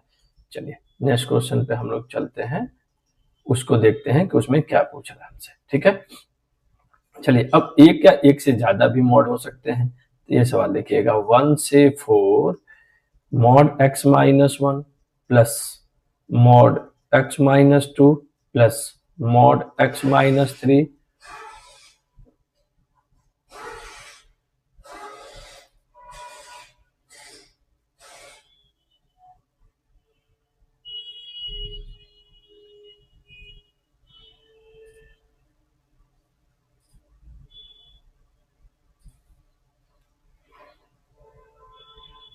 ये हमारा बच्चों 6 क्वेश्चन से हम लोग शुरू करेंगे, ठीक है। चलिए 6 क्वेश्चन है। अब देखिए इसमें 3 मॉड है और सबका अपना अलग अलग पॉजिटिव और निगेटिव का रेंज होगा। ये बात आपको समझ में आ पा रही है क्या? ये सबका अपना अलग अलग होगा। तो ऐसे चीजों में, ऐसे सवालों में आपको सबसे पहले इस मॉड को ही अलग से सॉल्व कर लेना चाहिए बच्चों। ये मेरे लिए पूरा का पूरा क्या है, fx है। तो मैं fx को पहले सॉल्व करूंगा, बाद में इंटीग्रेशन पे ध्यान दूंगा। पहले मैं इस मॉड को ओपन करता हूं, जरा ध्यान दीजिएगा। चलिए x माइनस 1 वाले मॉड को देखिए, कब पॉजिटिव कब नेगेटिव। x माइनस 2 वाले को देखिए कब पॉजिटिव कब नेगेटिव। x माइनस 3 वाले को देखिए कब पॉजिटिव कब नेगेटिव। ये पॉजिटिव कब, जब x की वैल्यू 1 से छोटी हो, बड़ी हो तब पॉजिटिव और नेगेटिव। ये कब, इतना तो आप समझ पा रहे होंगे, हाँ या ना? अब तक के बातों से आपको इतनी बात तो क्लियर होगी, ठीक। तो इस केस में इसमें पॉजिटिव, इसमें नेगेटिव, इसमें पॉजिटिव, इसमें नेगेटिव, इसमें पॉजिटिव, इसमें नेगेटिव, क्लियर। अब आप सोचिए हमारी लिमिट कहां से शुरू है, 1 से। तो x की वैल्यू 1 से छोटी जब होगी, ध्यान से समझिएगा, x की वैल्यू अगर 1 से छोटी, तो 1 से तो हमको मतलब ही नहीं है, तो हमको 1 से ही शुरू करना पड़ेगा ना। तो हम सबसे पहले x का रेंज कहां से लेंगे, x से लेंगे, यानी x जो है वो 1 से बड़ा हो, 1 से छोटा होगा। जब x की वैल्यू 1 से छोटा हो, देखिए ये पहले आप सबसे छोटी, देखिए जब ऐसे मॉड होने में तो 2-3, सबसे पहले ओ ढूंढिए सबसे छोटी x कौन सी है, और फिर बढ़ते हुए जाइए, इंक्रीजिंग ऑर्डर में जाइए, ठीक है। क्लियर है बात? तो सबसे छोटी x कौन सी है, x की वैल्यू 1 से छोटी है, तो 1 से छोटी x लिखिए। अब एक बार बताइए, जब x 1 से छोटा होगा तो क्या 2 से छोटा नहीं होगा, क्या 3 से छोटा नहीं होगा, हाँ या ना? तो अगर x की वैल्यू 1 से छोटी है तो ऑब्वियस है वो 2 से भी छोटी होगी, वो 3 से भी छोटी होगी। तो जब x की वैल्यू 1 से छोटी है तो ये निगेटिव है, 2 से छोटी है तब भी निगेटिव है, यानी ये सारे मॉड निगेटिव से ओपन हो जाएंगे जी। x minus 1 minus x minus 2 minus x minus 3, जब आप इसको सॉल्व करेंगे बच्चों तो ये आ जाएगा -3x+6। क्या ये बात सबको क्लियर है? इतनी वाली। अब x की वैल्यू 1 से बड़ी, तो देखिएगा अब x की वैल्यू 1 से बड़ी में ये पॉजिटिव है, लेकिन 2 से छोटी भी तो है, तो कोई वैल्यू 1 से बड़ी होगी। तो देखिए कैसे ब्रेक करेंगे, पहले एक एक मॉड को देखते जाइए। x की वैल्यू 1 से बड़ी 2 से छोटी, ठीक। अब x की वैल्यू 1 से बड़ी जब होगी तो ये पॉजिटिव है, लेकिन 2 से छोटी है तो 3 से भी छोटी है, तो ये दोनों निगेटिव है। इसका मतलब ये हुआ कि पहला वाला मॉड जो है वो मेरा पॉजिटिव ओपन होगा, दूसरे वाले जो दोनों मॉड है वो मेरे निगेटिव ओपन होंगे। ठीक है, क्या ठीक बात है? ये समझ आ रही है नहीं बच्चों? ये बात x-3 जब आप इसको सॉल्व कर देंगे, सॉल्व कर लेंगे तो आपको आसानी होगी इंटीग्रेशन करने में बच्चों, ठीक। अगली बात क्या है? अगली बात है कि जब x की वैल्यू अब 2 से बड़ी होगी और 3 से छोटी होगी, तो 2 से बड़ी हो गई तो देखिए अगर कोई चीज 2 से बड़ी है तो ऑलरेडी 1 से भी बड़ी है, हाँ या ना? जैसे 4 है तो 2 से बड़ा है तो 1 से भी तो बड़ा है, तो ये पॉजिटिव हो गई पहली वाली हमारी, पॉजिटिव वाली हो गई हमारी पहली वाली, x-1 positive plus x-2 positive और x-3 वाली नेगेटिव, क्योंकि x की वैल्यू 3 से छोटी है, 3 से छोटी है तो ये वाली नेगेटिव ओपन होगी, हाँ या ना? जब आप इसको सॉल्व करेंगे बच्चों तो ये आएगा सिंपल सा x, ठीक है। अगली देखिएगा जरा, x-1, अच्छा अब देखिए x की वैल्यू 3 से बड़ी हो जाएगी, x की वैल्यू अब 3 से बड़ी हो जाएगी, हाँ या ना? तो जब x की वैल्यू 3 से बड़ी हो जाएगी, अब 3 से बड़ी हो नहीं सकती, 3 से बड़ी और 4 से छोटी, 3 से बड़ी कितनी बड़ी? 4, क्योंकि अपर लिमिट के आगे हम नहीं जा सकते, हाँ कि ना? तो ये सारे 3 से बड़ी कोई वैल्यू है तो 1 से भी बड़ी होगी, 2 से भी बड़ी होगी और 3 से भी बड़ी है, तो ये सारे पॉजिटिव ओपन हो जाएंगे, हाँ या ना? क्या ये बात सबको क्लियर है? जब इसको सॉल्व करोगे बच्चों तो ये आ जाएगा 3x-6, हाँ या ना? क्या ये बात सबको क्लियर हो रही है? बोलिए। ये हमारा फंक्शन का डिफिनेशन है, तो इसका मतलब मेरी लिमिट कहाँ से शुरू होगी? 1 से 2, 2 से 3 और 3 से 4, क्योंकि 4 के आगे जा नहीं सकते। उसके अकॉर्डिंग आपके फंक्शन हमने सॉल्व कर लिए हैं, ए वाले, ए वाले, ए वाले, इन तीनों को रख के और आप सॉल्व करेंगे तो जब आप आगे बढ़ेंगे बच्चों तो आपको क्या मिलेगा? यहाँ से जरा अगर गौर करिए तो आपको 1 से 2, पहली इंटीग्रेशन आपको कहाँ से मिली? 1 से 2, 1 से 2 में जब आपने सॉल्व किया था तो आंसर क्या आया था? एक बार देखिए, 1 से 2 में क्या आया था? -x+4, क्या आया था? -x+4, तो मैं यहाँ लिखूंगा -x+4 dx। ध्यान दीजिएगा, अब अगली अपने आप पता है आपको कि 2 से शुरू होगी और 3 तक गई है, 2 से 3 के बीच में क्या आया था? x dx, और 3 से अपर लिमिट कहाँ तक जा सकती है? 4 तक, उस केस में क्या आया था? 3x-6, हाँ या ना? क्या ये पॉइंट क्लियर है? अब जब आप इसको इंटीग्रेट करोगे तो -x² 2 + 4x 1 से 2 प्लस x² 2 2 से 3 प्लस 3x² 2 -6x 3 से 4। जब आप इसमें upper limit minus lower limit इतना आप कर लेंगे बच्चों तो 19/2 इसका 19/2 इसका आंसर आ जाएगा। मुझे उम्मीद है कि आप ये मॉड की ओपनिंग समझ पा रहे होंगे। पहले के 2-3 सवालों को बहुत ध्यान से देखिए, फिर इस सवाल पे आइए, ठीक है? यहाँ तक कोई दिक्कत नहीं होनी चाहिए बच्चों, ठीक है? चलिए अगले सवाल पे चलते हैं। इसी तरीके के कुछ क्वेश्चन अभी भी हम उस पर देखते हैं। क्वेश्चन नंबर हमारा 7 है, ध्यान से देखिएगा। इस सवाल में क्या कह रहा है?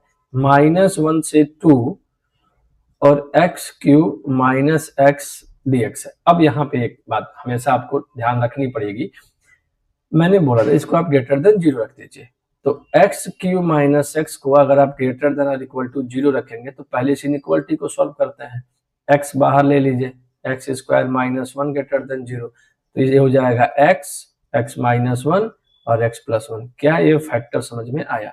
नंबर लाइन बनाइए, x बराबर -1, 0 और 1 तक के शुरू हो गया, इन्फिनिटी हो जाता है, माइनस इन्फिनिटी, इसको प्लस माइनस प्लस माइनस। अगर इसमें दिक्कत आ रही है इनइक्वालिटी में तो आप इंक्रीजिंग डिक्रीजिंग वाला जो लेक्चर है एओडी का, अब चले जाइए, डिस्क्रिप्शन में लिंक होगा, वहां से जा करके पहले उसको देखिए, फिर आप इसको समझ पाएंगे बच्चों। कोई फायदा नहीं है फिर ऐसे देखने से, ठीक है? आगे बढ़ते हैं।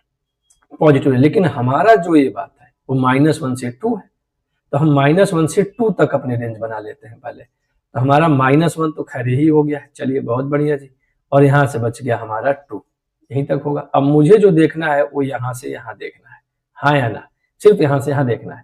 अब यहाँ से यहाँ में क्या हो रहा है, -1 से 0 में पॉजिटिव है, 0 से 1 में नेगेटिव है, फिर 1 से 2 में पॉजिटिव है, यानी 3 बार हो रहा है बेटा, हाँ कि ना।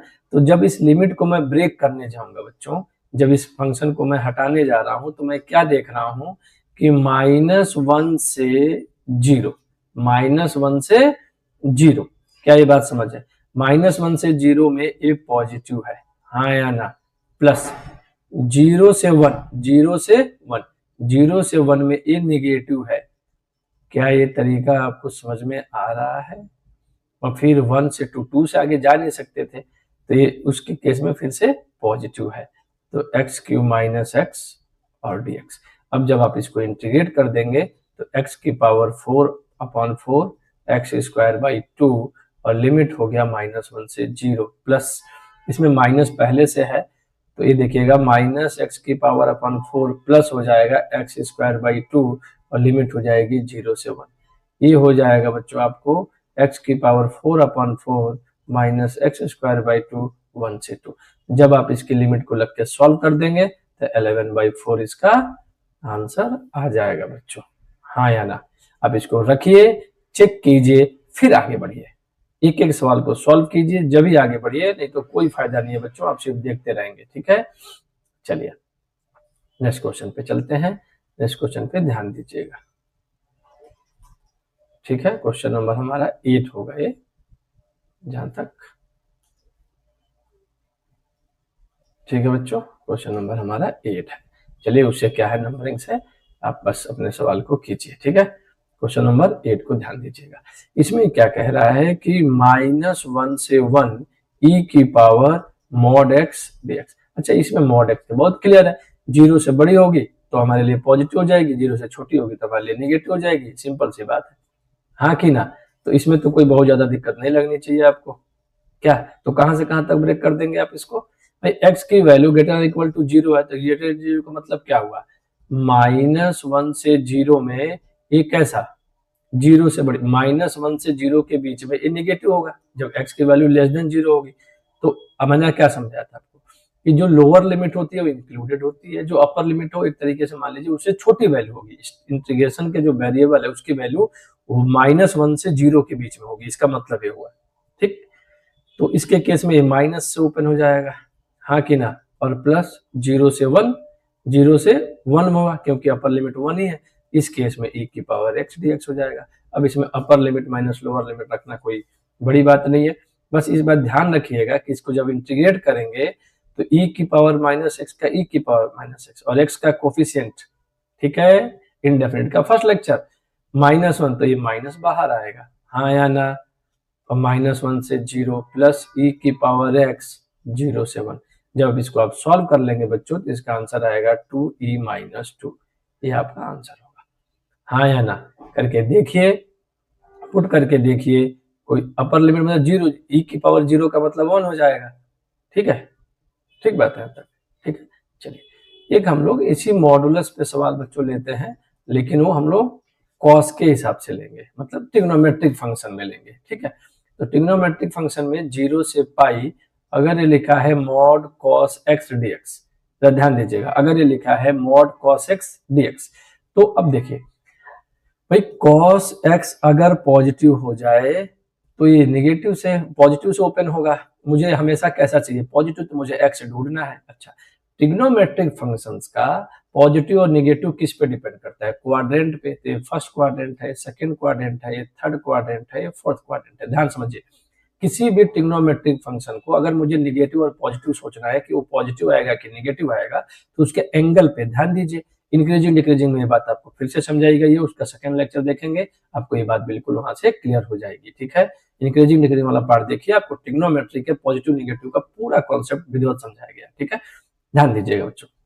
अब यहाँ पे मैं देखता हूँ x, अगर x की वैल्यू, x मतलब एंगल, अगर ये एंगल फर्स्ट क्वाड्रेंट में है यानी 0 से π/2 है तो ये ओवरऑल पॉजिटिव आएगा, और अगर π/2 से पाई है तो ये नेगेटिव आएगा। हमारी लिमिट 0 से शुरू हो रही है, तो जरा समझिएगा, 0 से π/2 ब्रेक कैसे करोगे, 0 से π/2 में ये सिंपल cos x dx हो जाएगा, और π/2 से पाई के बीच में माइनस cos x हो जाएगा। क्या ठीक बात है? हाँ या ना? क्या यहाँ तक कोई समस्या है किसी को? ठीक बात है बच्चों यहाँ तक। तो cos x को हम लोग सॉल्व कर देंगे। जब आप इसको लिमिट, आपको पता है इसका cos x का sin x होता है, हाँ या ना? लिमिट कहाँ से कहाँ तक? 0 से π/2 तक, प्लस ये माइनस है तो माइनस sin x हो जाएगा, माइनस बाहर होगा, cos x का इंटीग्रेशन, और ये π/2 से पाई होगा। जब आप सॉल्व करेंगे बच्चों तो ये 2 आएगा। जब आप सॉल्व करेंगे तो इसका आंसर 2 आएगा। अब upper limit minus lower limit, ये आपको पता है sin पाई की वैल्यू 0 हो जाएगी, sin π/2 की वैल्यू 1 हो जाएगी। तो यहाँ से 1 मिला, यहाँ से भी 1 मिला, माइनस है, लोअर लिमिट में माइनस लगती है, ये भी प्लस 1 आएगा, ये भी प्लस 1 आएगा, 2 हो जाएगा। ठीक है, आप इसको सॉल्व कर सकते हैं। मुझे उम्मीद है कि ये थर्ड प्रॉपर्टी पे बेस्ड आपने सवालों को देखा और आपको क्लियर हो रहा होगा कुछ। ठीक है, चलिए, ठीक है बच्चों यहाँ तक। चलिए नेक्स्ट क्वेश्चन पे चलते हैं और देखते हैं। एक बहुत ही स्पेशल क्वेश्चन है, थोड़ा सा आप इसको ध्यान देंगे।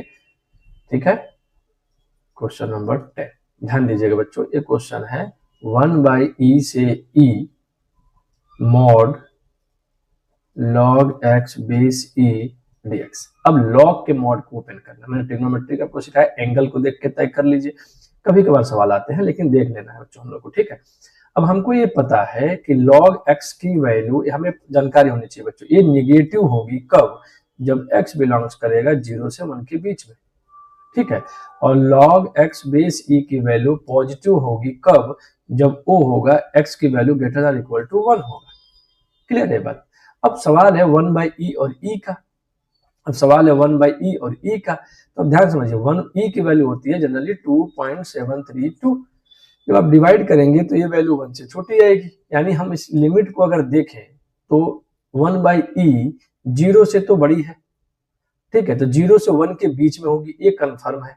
ठीक, तो हम जा सकते हैं बच्चों 1/e से 1 तक, क्योंकि 1 तक ये निगेटिव है और ये 1 से छोटी है, तो 1 तक नेगेटिव से मॉड ओपन हो जाएगा log x base c dx का, और प्लस 1 से शुरू करेंगे और जा सकते हैं e तक, और ये आपका हो जाएगा dx। अच्छा, अगर आपको याद हो तो log x का इंटीग्रेशन बाई पार्ट से करते हैं, और मैंने वहां पे आपको ये समझाया था बच्चों की स्टैंडर्ड की तरह याद कर लीजिए कि log x base e dx का integration x log x minus x होता है, x log x minus x होता है। सिंपल सी बात है। तो अब आपको इसमें कुछ करना ही नहीं है, ये लगाइए log x की जगह माइनस बाहर, upper limit minus lower limit, upper limit minus lower limit. तो जरा ध्यान दीजिएगा, इसको अगर हम लेंगे तो ये लेंगे x log x minus x, और अपर लिमिट लोअर लिमिट कहाँ से? 1/e से 1 तक, और प्लस अगर इसको लिखेंगे तो x log x minus x, और अपर लिमिट लोअर लिमिट 1 से e तक। तो जब आप वैल्यूज पुट करने जाओगे बच्चों इसमें, तो आप चलिए माइनस, इसको माइनस तो ठीक है, 1 रखिए, तो log 1 की वैल्यू 1 इंटू log 1, मैंने आपको इसको पुट करके दिखा रहा हूं। तो इस फंक्शन की जगह पहले आप अपर लिमिट रखेंगे -1, क्लियर है, माइनस लोअर लिमिट रखेंगे तो 1/e log 1/e base e है, ध्यान रखिएगा, माइनस 1/e। क्या ये बात क्लियर है सबको? ये मेरा इस वाले इंटीग्रेशन का हुआ, प्लस जब मैं इसको रखने जा रहा हूं तो e into log e base e minus e, एक साथ upper limit minus 1 into log 1 minus 1। क्या ये बात सबको क्लियर है? हाँ या ना? तो अगर आप ऐसा करोगे बच्चों तो आप ये देखोगे कि log 1 की वैल्यू 0 होती है। ठीक है, log 1 की वैल्यू 0 होती है। क्या ये बात सबको समझ में आ रही है? तो log 1 की वैल्यू जब अब मैं इसको पुट करूंगा बच्चों, तो माइनस तो पहले से है, अब इसको रखिए तो ये हो जाएगा 1 तो 1 ही था, ठीक है, x log 1 की वैल्यू 0 हो जाएगी और ये -1 है, तो यहाँ से सिंपली आपको -1 बचा इस पार्ट से माइनस। अगर इसको देखेंगे तो इस 1/e को अगर आप चाहें तो 1/e को e की पावर -1 लिख सकते हैं, माइनस बाहर आ जाएगा और वैल्यू 1 हो जाएगी, यानी इसकी वैल्यू भी कितनी आ रही है? माइनस तो ब्रैकेट में है, इसकी वैल्यू कितनी? 1/e बाहर ले लीजिए, आप चाहे तो इसमें से 1/e बाहर ले लीजिए और यहाँ क्या बचेगा? -1। क्यों, कैसे बच्चा समझ में आया? 1/e को बच्चे कैसे लिख सकते हो? देखो इस सवाल में कैलकुलेशन थोड़ी सी दिक्कत है। देखिए 1/e बेस e है, तो इसको मैं चाहूं तो log e की पावर -1 यहीं पे लिख सकता हूं क्या? और ये -1 बाहर आएगा और ये हो जाएगा log e बेस e, इसकी वैल्यू 1 होती है, हाँ या ना? तो इसका मतलब अगर लॉग का बेस और लॉग का फंक्शन, लॉग की वैल्यू जो है अगर सेम हो तो इसकी वैल्यू 1 होती है। ये लिखा है मतलब नेचुरल लॉग है, इतना तो आप समझते हैं। ठीक है, तो 1/e बाहर ले लिया 1 और ये -1, हाँ या ना, 1/e बाहर ले लिए थे ना इसमें से, तो ये -1 बचा। क्या ये पहले बार समझ में आई? प्लस यहाँ देखिएगा, यहाँ भी केवल e बचेगा और -e बचेगा। क्लियर है? माइनस log 1 की वैल्यू 0 तो -1 बचेगा, हाँ या ना? तो पूरा अगर ध्यान से आप देखेंगे बच्चों तो यहाँ से क्या मिला? -1 -2/e, e से e 0 और यहाँ से सिंपली बचा माइनस यानी +1। क्लियर है? और यहाँ से आप ये देखिए, क्लियर? तो आप अगर ध्यान से देखेंगे तो यहाँ से बचेगा -1, अरे क्लियर है कि नहीं है? तो ये 1 बचेगा इधर से और इधर से 1 बचेगा, यानी कि 2 बचेगा और यहाँ से भी आप देखेंगे तो 2/e बचेगा। ये आपका फाइनल आंसर है। आप इसको एक बार चेक कर सकते हैं बच्चों, बहुत ध्यान से। ठीक है, एक बढ़िया सवाल है, इसको ध्यान से देखिएगा, इस सवाल पे स्टार बना लीजिएगा, इसको याद रखिएगा कभी भी। ठीक है बच्चों, चलिए इस प्रॉपर्टी पे बेस्ड आपको मैं कुछ होमवर्क दे रहा हूं, आप इसे बैठ करके स्वतः ही ट्राई करें। ठीक है, ध्यान दीजिएगा, 2-4 सवाल है, अगर कर लेंगे तो आपके लिए ही फायदा होगा बच्चों। ध्यान दीजिएगा, इसमें कुछ सवाल हैं जैसे 0 से 4 x - 1 dx। दूसरा क्वेश्चन जो है आपको दिया हुआ है बच्चों 1 से 4 mod x - 1 plus mod x - 2 plus mod x - 4 और ये साथ में हो गया dx। तीसरा क्वेश्चन जो है बच्चों वो है 0 से 4 mod x plus mod x - 2 और प्लस mod x - 4 और ये हो गया आपका dx। क्या ये बात क्लियर है, हाँ या ना? ठीक है, अब ध्यान रखिएगा, एक एक क्वेश्चन है, देखिएगा -π/4 से, ठीक है, चलिए इसको -π/4 से π/2 तक sin x into sine mod x dx। ठीक है, अब आप गौर करिए, इनके आंसर्स मैं आपको बता देता हूं बच्चों ताकि आपको कोई दिक्कत ना रहे। ठीक है, इसका जो आंसर आ रहा है mod x - 1 का, जब आप इसका आंसर देखेंगे तो इसका आ रहा है 5, इसका आ जाएगा बच्चों 5। क्लियर है, हाँ या ना? ठीक है, ठीक है बच्चों, देखिए मैंने इनके सबके आंसर्स लिख दिए हैं आपके लिए, थोड़ा सा ध्यान से देख लीजिएगा। ठीक है, इसको ट्राई कीजिएगा और कोशिश करिएगा कि हो जाए। ठीक है, चलते हैं हम लोग अगली बात पे। ठीक है, अब हमारी प्रॉपर्टी थी बच्चों 4th प्रॉपर्टी, प्रॉपर्टी नंबर 4 पे थोड़ा सा ध्यान दीजिएगा। ठीक है, प्रॉपर्टी नंबर 4 हमारा था कि अगर a से b fx dx है बच्चों, तो इसका इंटीग्रेशन a से b x की जगह आप a plus b minus x रख दीजिए और dx रखिए। क्या ठीक बात है? और इसी में प्रॉपर्टी 5 भी कही जाती है, वो भी साथ ही साथ पढ़ लेते हैं। fx dx दोनों की बातें सेम ही है बच्चों, दोनों में ऐड करके ही रखा गया है और ये dx है। ये दोनों प्रॉपर्टी आपके बोर्ड के हिसाब से मोस्ट इंपॉर्टेंट है बच्चों, मोस्ट इंपॉर्टेंट है, ये ध्यान रखिएगा। जब कोई सवाल प्रॉपर्टी पे समझ में ना आए तो ये मान लीजिए कि उसमें 4th प्रॉपर्टी अप्लाई करनी है आपको, सिंपल सी बात है। थोड़ा सा ध्यान देंगे तो चीजें अपने आप क्लियर होने लगेंगी। इस प्रॉपर्टी को करने से पहले मैं आज कुछ बेसिक क्वेश्चन इसके कराता हूं, फिर आप ध्यान दीजिएगा। ठीक है, गौर कीजिए जरा बच्चों। चलिए,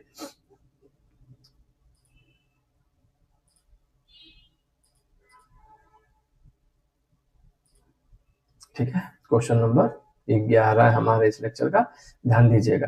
1 से 2 √x अपॉन √3 - x, बहुत बेसिक क्वेश्चन हम लेंगे। नेक्स्ट लेक्चर में हम इसके बढ़िया सवालों को करना शुरू करेंगे। फिलहाल अभी आज हम बेसिक सवालों को इसके करते हैं ताकि आपको प्रॉपर्टी समझ में आ जाए। देखिए क्या कहती है प्रॉपर्टी 1 से 2, मैंने तो बोला ना, जब कुछ भी समझ में ना आए तो आप समझ लीजिए कि 4th प्रॉपर्टी लग गई है।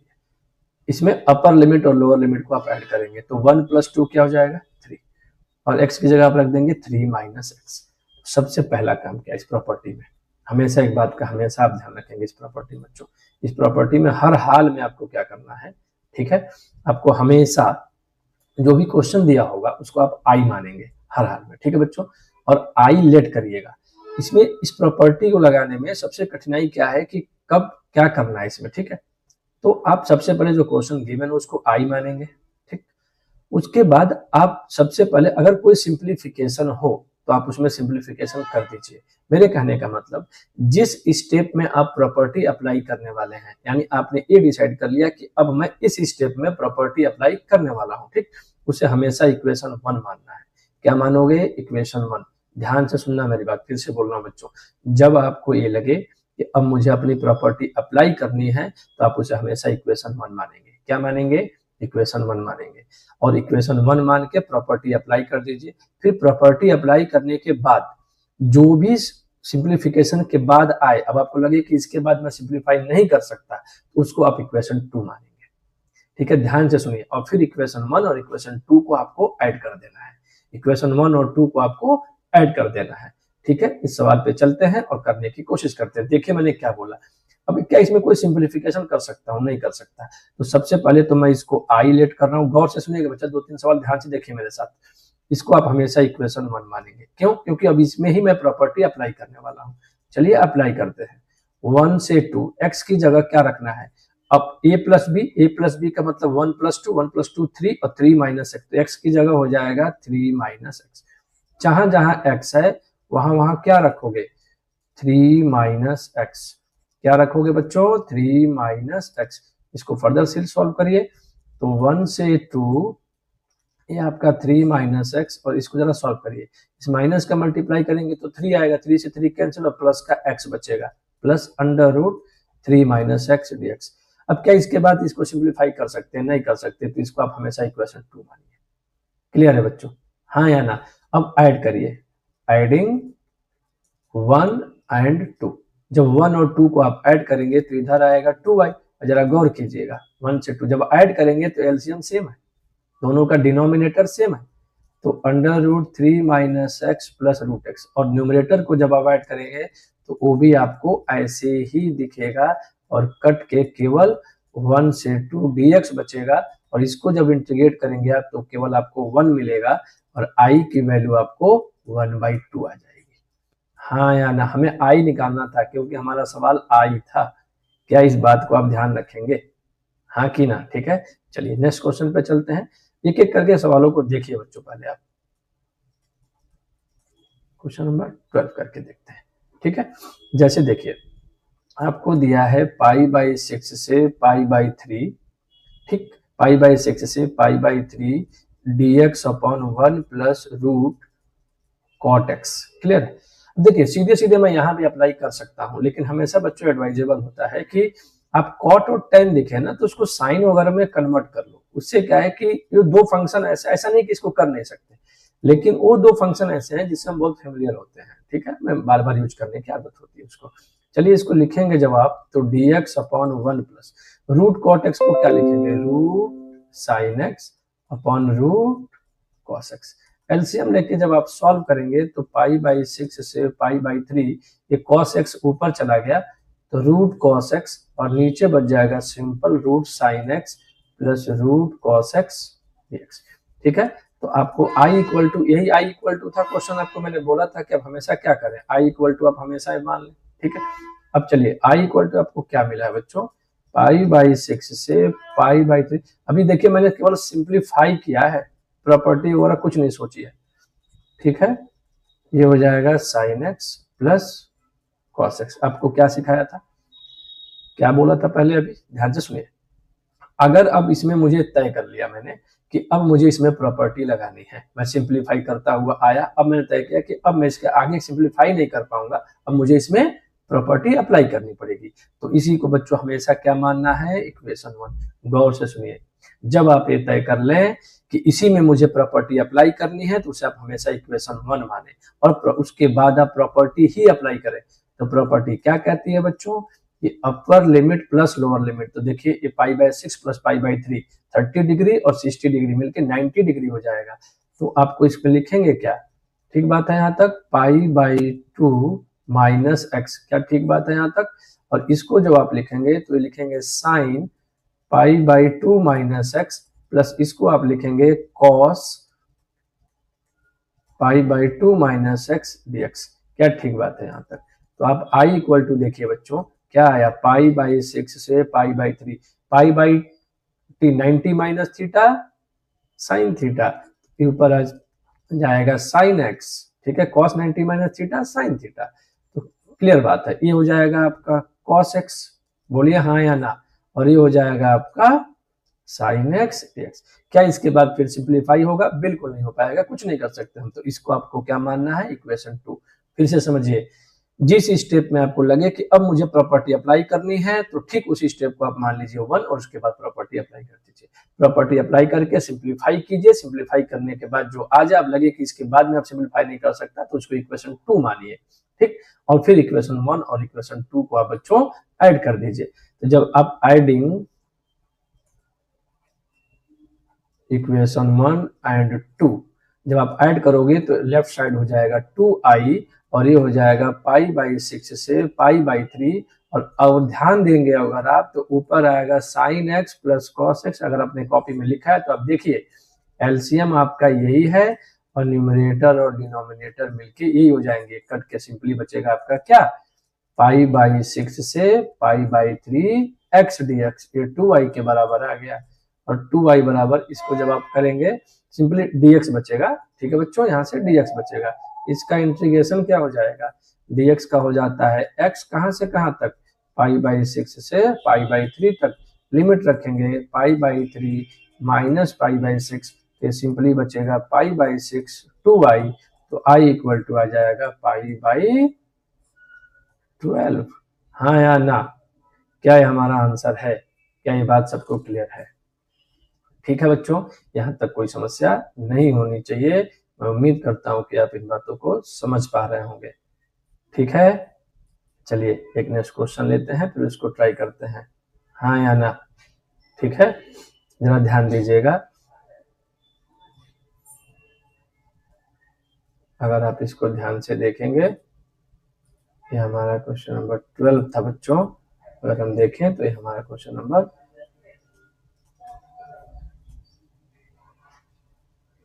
13 होगा। ठीक है, जरा इनमें ध्यान से आप देखेंगे। ठीक है, तो इसमें क्या कह रहा है हमसे कि माइनस पाई बाई 2 से पाई बाई 2 आ रहा है, और ये हो गया एक्स साइन एक्स अपॉन ई की पावर एक्स प्लस 1 dx। हालांकि इस तरह की एक प्रॉपर्टी हम आगे भी पढ़ते हैं बच्चों कि माइनस ए से ए होगा तो क्या, लेकिन फिलहाल अभी हम फोर्थ प्रॉपर्टी पे हैं, तो फोर्थ प्रॉपर्टी हम अप्लाई करने वाले हैं, हाँ या ना। अब आपने ये देखा कि इसको सिंप्लीफाई तो कुछ करने नहीं है, दिया हुआ सो दिया हुआ है, तो आप इसको आई मान लेंगे और इसी को आप इक्वेशन 1 मान लेंगे। क्लियर है, क्योंकि सिंप्लीफिकेशन कुछ है नहीं। अब मैं इसमें क्या करूंगा बच्चों, इसको सॉल्व करूंगा, प्रॉपर्टी अप्लाई कर दूंगा। इक्वेशन 1 के बाद प्रॉपर्टी ही अप्लाई करनी है, तो आप x की जगह क्या रखेंगे, minus pi by 2 plus pi by 2, zero हो जाएगा। Minus pi by 2 plus pi by 2 क्या जीरो हो जाएगा, तो जीरो माइनस एक्स होगा, तो x की जगह सिंपली माइनस एक्स होगा, साइन की जगह सिंपली माइनस, भाई जीरो माइनस एक्स रखोगे ना तो माइनस एक्स कर देना है जहां जहां एक्स है, e की पावर x माइनस प्लस हो जाएगा। अब इसको थोड़ा सा हम सिंप्लीफाई करेंगे बच्चों, क्योंकि हमको दिख रहा है कि ये सिंप्लीफाई हो सकता है। तो माइनस एक्स है पहले से, sine minus theta minus sine theta, तो माइनस साइन एक्स हो जाएगा। इस e की पावर को हम चाहे तो e की पावर x प्लस 1 लिख सकते हैं। क्या यहाँ तक बात सबको क्लियर है? देखिए ये माइनस है माइनस मिलके क्या हो जाएगा बच्चों, प्लस हो जाएगा। तो माइनस पाई बाई 2 से पाई बाई 2, ये हो जाएगा सिंपल x साइन एक्स, हाँ या ना। और जरा देखिएगा एलसीएम जब लोगे तो नीचे मिलेगा 1 प्लस ई की पावर एक्स, और ई की पावर एक्स ऊपर चला जाएगा और ये साथ में dx होगा। सिंप्लीफिकेशन पूरा हो गया। इक्वेशन नंबर 2 दोनों को ऐड कर देते हैं, 1 प्लस 2 कर दीजिए, 1 प्लस 2 करेंगे तो 2i इक्वल टू, देखिएगा जरा, माइनस पाई बाई 2 से पाई बाई 2 जो ऐड करोगे बच्चों तो एलसीएम तो वही है 1 प्लस ई की पावर एक्स। अब न्यूमरेटर को जब आप ऐड करोगे तो एक्स साइन एक्स, और देखिए मिला है ना आपको एक्स साइन एक्स, और फिर से वो मिल रहा है, देखिएगा एक्स साइन एक्स ई की power x plus x sine x. क्या ये बात क्लियर है सबको? जब इसके आगे सॉल्व करेंगे तो आपको ये मिलेगा माइनस पाई बाई 2 से पाई बाई 2, एक बढ़िया सवाल है, तो एक्स साइन एक्स मैंने बाहर ले लिया तो सिंपली बचा e की power x plus 1 1 plus e की पावर x dx, ये दोनों आपस में मिल गए, हाँ या ना, क्या ये बात क्लियर है? तो यहां से आपको बच्चों 2i इक्वल टू क्या मिला, माइनस पाई बाई 2 से pi by 2 x sine x dx। तो जैसे ही ये मिला, मुझे बिल्कुल दिमाग में रख जाना चाहिए कि ये फर्स्ट है और ये सेकंड है, मुझे बाई पार्ट लगाना ही होगा। और जैसे ही आप बाई पार्ट लगाओगे, अब इसके बाद use by part, integration by parts, जब आप ये करोगे यहां से आपका काम है। तो ध्यान रखिएगा 2i इक्वल टू आपको करना है सारी बात, तो 2i इक्वल टू ए आता है 2, तो i बराबर आ जाता है 1। एक बेहतरीन क्वेश्चन है, इसको ध्यान से देखिएगा बच्चों, एक महत्वपूर्ण सवाल है, ठीक है। मैं उम्मीद करता हूं कि सभी लोग इसको ध्यान से देखेंगे, ठीक है। ठीक इसी तरीके का एक क्वेश्चन है जो मैं आपको होमवर्क में दे रहा हूं, जरा सा ध्यान से देखिएगा। i equal to minus pi by 4 से pi by 4 sec square x upon 1 plus e की पावर एक्स और dx, ठीक है। इसका आंसर क्या आएगा वो मैं बता दे रहा हूं, 1 आएगा। इसका आंसर क्या आने वाला है, 1 आने वाला है, ठीक है बच्चों। यहां तक की 2 प्रॉपर्टी आपने पढ़ी, 4th प्रॉपर्टी पे हम लोग आगे नेक्स्ट लेक्चर में आगे बढ़ेंगे, ठीक है। यहां तक की सारी बातें आपको क्लियर होंगी, मैं उम्मीद करता हूं। यहाँ तक की सारी बातें आप, ठीक है बच्चों, यहाँ तक की सारी बातें आप सबको क्लियर होंगी, मैं ऐसी उम्मीद करता हूँ, ठीक है। ध्यान रखिएगा, सारी बातें हैं, ठीक है। चैनल से जुड़े रहिए। ये टेलीग्राम का देखिए, ये वाला जो है ब्रेन को लाइव करके टेलीग्राम का होगा, जुड़ जाइएगा, उस पर नोट्स वगैरह जितने भी अपडेट्स है उस पर मिलते रहते हैं। ये हमारे कुछ 2-3 यूट्यूब के और चैनल है, जिसमें एकेडमिक वाला या जिसपे देख रहे हैं वीडियो, ये वाला है, और ये जेईई और नीट के लिए स्पेशली इस पे PYQ से अभी हम शुरुआत करेंगे, और ये हमारी जनरल टॉक के लिए है, जिसमें हमको अपने कोचिंग स्कूल वगैरह के बारे में हम चर्चा करते हैं, ठीक है। चलिए, तो मुझे उम्मीद है कि आप लोग यहाँ तक की सारी बातें समझ चुके होंगे। ध्यान से नोट्स पूरा करिएगा, सेकेंड लेक्चर जल्दी आपको मिल जाएगा, ठीक है। आज के लिए थैंक यू बच्चों।